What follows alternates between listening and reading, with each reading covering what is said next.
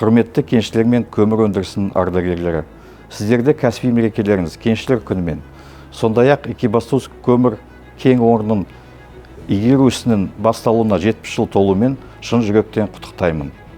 Сіздердің қажырлы еңбектеріңіздің арқасында Богатырь көмір компаниясы Қазақстанның көмір өнеркәсібінің көшбасшысы болып табылады. Сонымен бірге еліміздің электростанцияларды көмірмен толық қамтамасыз етеді. Профессия шахтера является одной из самых сложных, требующей мужества и отваги. Была и остается очень важной для экономики страны. Благодаря вашему самоотверженному труду обеспечивается бесперебойная работа промышленных предприятий, подаются свет и тепло в дома казахстанцев. В этот праздничный день хотел бы выразить отдельную благодарность нашим ветеранам, которые стояли у истоков разработки Экибастузского угольного месторождения. Вы передали свои знания и опыт молодым поколениям. На сегодня в Экибастузе немало шахтерских династий, которые с честью продолжают работу своих отцов и прадедов.